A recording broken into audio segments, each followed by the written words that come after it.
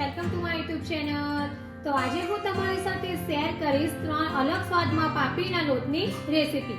તો પાપડીનો લોટ એવો છે કે જે બધાને જ ખાવો ખૂબ જ ગમતો હોય છે। તો ચાલો આપણે શરૂઆત કરીએ પાપડીના લોટની રેસીપી। એના માટે મેં અત્યારે 1 કપ ચોખાનો લોટ લીધો છે। ત્યાર પછી મેં ગ્રીન મરચું ક્રશ કરેલું લીધું છે, જે તીખું મરચું આવે છે તે જ લીધું છે, કારણ કે પાપડીનો લોટ ખાવામાં તીખો જ સરસ લાગે છે।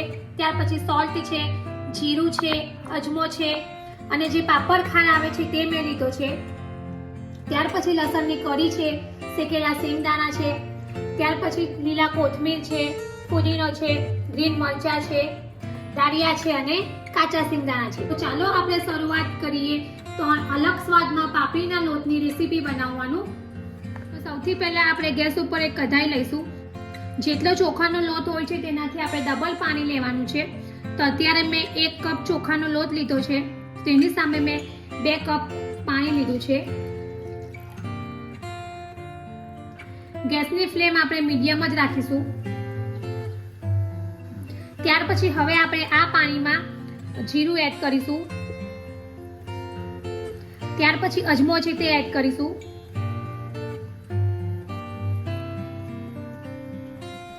ત્યાર પછી આપણે સોલ્ટ એડ કરીશું,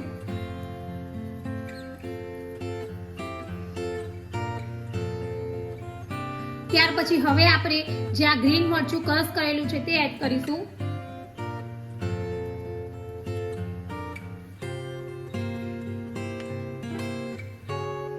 તો હવે આપણે પાણીને 2 થી 3 મિનિટ માટે ઉકળવા દઈશું અને અત્યારે આપણે પાણીને ઉકાળવું ખૂબ જ જરૂરી છે। તો હવે લગભગ 2 મિનિટ થઈ ગઈ છે અને પાણી પણ એકદમ સરસ રીતે ઉકળી ગયું છે। તો હવે આપણે 1 ચમચી ઓઇલ એડ કરીશું,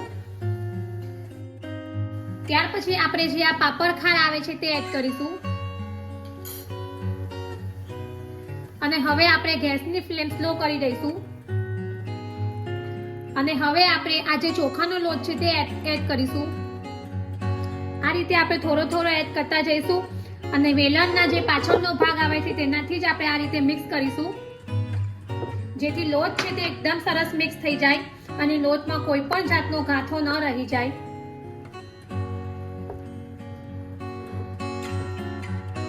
તો તમે જોઈ શકો છો કે અત્યારે જે મારો લોટ છે અને પાણી છે એ બંને એકદમ સરસ રીતે મિક્સ થઈ ગયું છે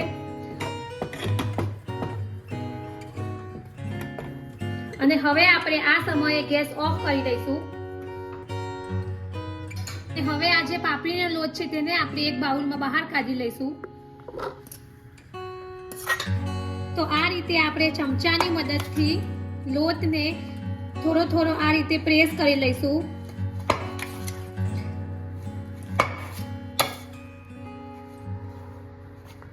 હવે આપણે 1 ચમચી ઓઇલ એડ કરીશું અને લોટને બરાબર મસળી લઈશું।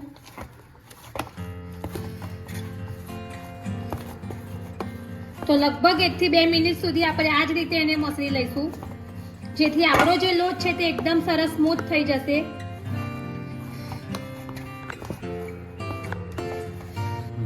તો આ રીતે આપણે જે પાપડીનો લોટ છે એને સરસ મસળી લીધો છે।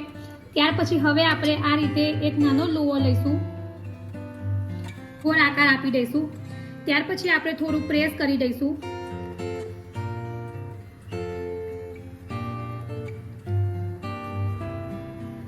અને વચ્ચે આપણે આ રીતે હોલ કરી દઈશું।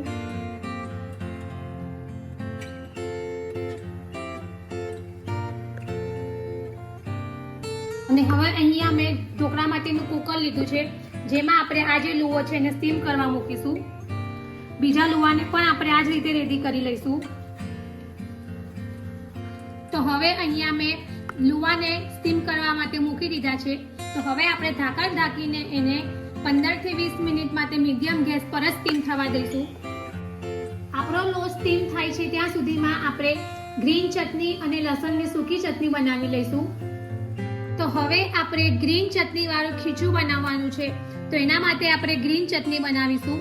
તો એના માટે મેં મિક્સર જારમાં લીલા કોથમીર લીધા છે, ત્યાર પછી આપણે ફુદીનાના પાન એડ કરીશું, 2 નંગ ગ્રીન મરચાં છે તે એડ કરીશું, લસણની કળી આપણે એડ કરીશું, ત્યાર પછી સિંગદાણા છે અને દાળિયા છે તે આપણે એડ કરીશું। ત્યાર પછી થોડી સુગર એડ કરીશું. ત્યાર પછી હવે આપણે સોલ્ટ એડ કરીશું.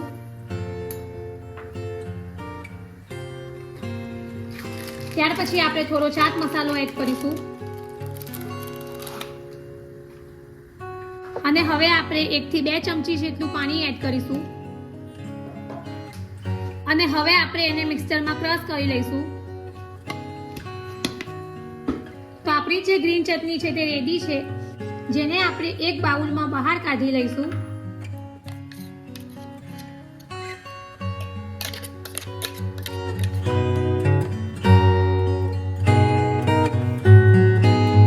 હવે આપણે લસણીયો પાપડીનો લોટ બનાવવા માટે સૂકા લસણની ચટણી બનાવીશું.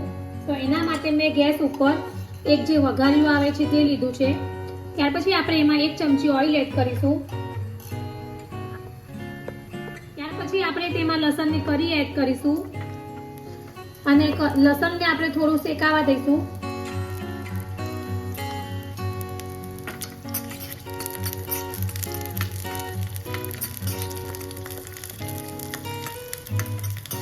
તો લગભગ 2 થી 3 મિનિટ માટે આપણે લસણને શેકાવા દઈશું.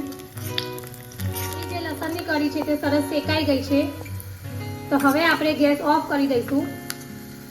અને હવે આપણે મિક્સર જારમાં આ જે શેકેલા સિંગદાણા છે તે એડ કરીશું. ત્યાર પછી 2 ચમચી લાલ કાશ્મીરી મરચું છે તે એડ કરીશું. ત્યાર પછી આપણે જે લસણની કરી શેકેલી છે તે એડ કરીશું.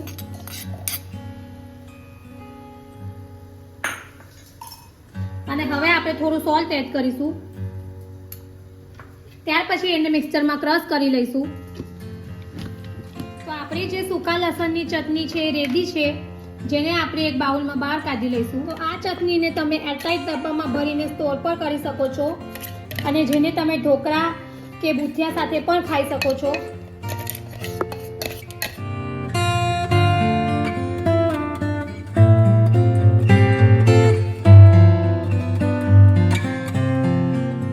તો હવે લગભગ 15 મિનિટ થઈ ગઈ છે અને આપણો જે પાપડીનો લોટ છે તે એકદમ સરસ સ્ટીમ થઈ ગયો છે.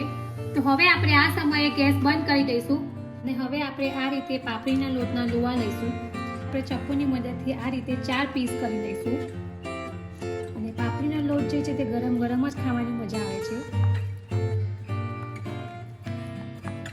તો આ રીતે આપણે લોટમાંથી પીસ કરી લીધા છે. તો હવે આપણે આ રીતે થોડો પાપડીનો લોટ લઈશું. ત્યાર પછી આપણે ઉપરથી થોડું સિંગતેલ એડ કરીશું. પાપડીનો લોટ જે હોય છે તે સિંગતેલ સાથે ખાવાની ખૂબ જ મજા આવે છે. ત્યાર પછી ઉપરથી થોડો અચાર મસાલો એડ કરીશું. ત્યાર પછી ઉપરથી થોડો ચાટ મસાલો એડ કરીશું અને આ બધું આપણે બરાબર મિક્સ કરી લઈશું. પાપડીનો લોટ જે હોય છે તે ગરમ ગરમ જ ખાવાની મજા આવે છે. તો હવે આપણે પાપડીના લોટને સર્વિંગ પ્લેટમાં સર્વ કરીશું. પછી હવે આપણે ગ્રીન ચટણી વાળું લોટ બનાવીશું. તો આપણે એક બાઉલમાં જે ગ્રીન ચટણી બનાવી છે તે એડ કરીશું. ત્યાર પછી આપણે ઉપરથી 1 ચમચી ઓઇલ એડ કરીશું.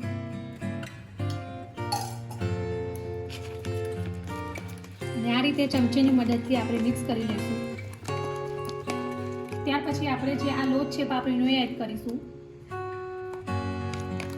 અને આ રીતે બરાબર મિક્સ કરી લઈશું. આ રીતે ગ્રીન ચટણી વાળો જે પાપડીનો લોટ છે તે ખાવાની ખૂબ જ મજા આવે છે અને ટેસ્ટમાં પણ ખૂબ જ સરસ લાગે છે. તો હવે આપણે એને સર્વિંગ પ્લેટમાં સર્વ કરીશું. હવે આપણે લસણીયો પાપડીનો લોટ બનાવીશું. તો એના માટે આપણે જે આ સૂકા લસણની ચટણી બનાવી છે તે એડ કરીશું.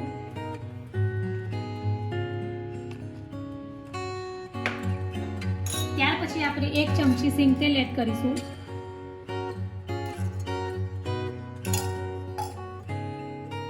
પછી આપણે થોડા લીલા કોથમીર એડ કરીશું અને આ રીતે બરાબર મિક્સ કરી લઈશું.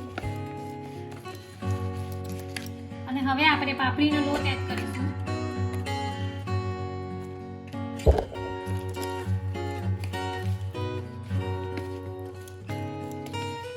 અને આ રીતે લોટ બરાબર મિક્સ કરી લઈશું.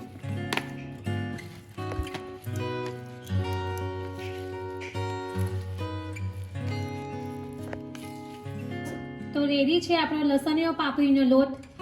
તો સ્પાઇસી છે અને ખાવામાં પણ ખૂબ જ સરસ લાગે છે. તો હવે આપણે સર્વિંગ પ્લેટમાં સર્વ કરીશું. તો રેડી છે આપણો 3 અલગ જ સ્વાદમાં પાપડીનો લોટ. પાપડીનો લોટ આપણે ઘણીવાર બનાવતા હોઈએ છીએ, પણ એકવાર તમે આ 3 અલગ ફ્લેવર સાથે જરૂરથી બનાવજો અને કમેન્ટ બોક્સમાં મને જણાવજો કે તમને મારી આ રેસીપી કેવી લાગી છે. જો તમને મારી આ પાપડીના લોટની રેસીપી પસંદ આવી હોય તો મારી ચેનલને લાઈક અને શેર જરૂરથી કરજો અને આવી જ બીજી નવી રેસીપીઓ જાણવા માટે મારી ચેનલને સબસ્ક્રાઇબ કરવાનો ભૂલતા નહીં. તો ફરી પાછા આવા જ નવા વિડીયો સાથે મળીશું. ત્યાં સુધી bye bye and thank you for watching my video.